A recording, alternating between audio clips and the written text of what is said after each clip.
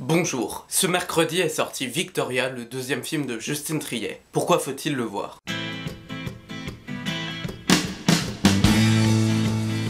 Alors Justine Triet avait réalisé en 2012 l'exploit qui était la bataille de Solferino, tournée en totale improvisation, le jour du deuxième tour de l'élection présidentielle. Il est notable car c'est lui qui, avant La fille du 14 juillet de Pere Giaco, a lancé le talentueux réalisateur et acteur Vincent Macaigne. Victoria Speak, jouée par Virginie Efira, est avocate pénale, mère de 2 filles, en pleine remise en question, autant sexuelle que professionnelle. Elle se voit défendre son meilleur ami, joué par Melville Poupeau, qui est accusé, le jour de son mariage, d'avoir poignardé sa femme.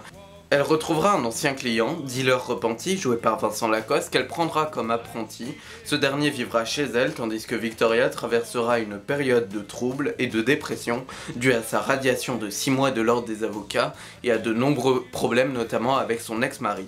Déjà, qu'est-ce que c'est calme? On sent que Triet a envie de se poser après l'improvisation totale qu'était la bataille de Solferino. Cela se traduit par des plans très travaillés, un jeu sur les couleurs magnifique, et surtout un montage beaucoup moins nerveux. Les plans sont longs et on voit vraiment qu'elle prend son temps à développer ses personnages. C'est la première fois que Triet se met réellement à la comédie. Pour les quelques blagues de la bataille de Solferino, le ton du film était beaucoup plus dramatique que Victoria.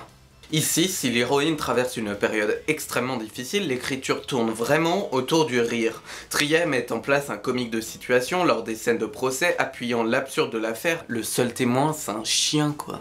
L'humour de Triet est bien entendu très inspiré autant par des réalisateurs américains de l'âge d'or comme Blake Edwards, ou bien par des comédies populaires françaises réussies comme Le Grand Blond et La Chaussure Noire. D'ailleurs, je pense que ce plan est un hommage à la robe de Mireille d'Arc dans Le Grand Blond. Victoria est un personnage de femme indépendante qui maîtrise sa vie autant professionnelle que sexuelle, et lorsque de l'imprévu s'immisce dans son quotidien, il bascule.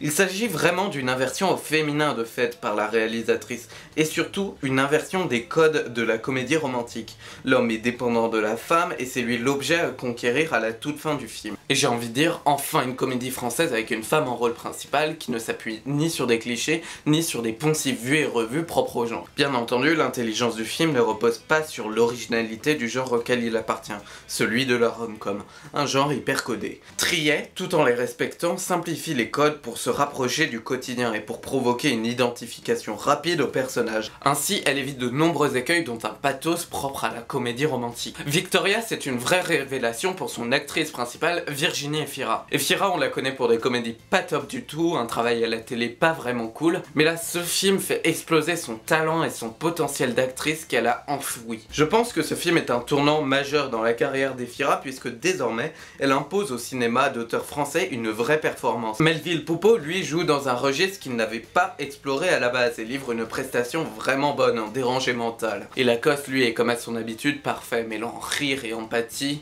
du grand jeu.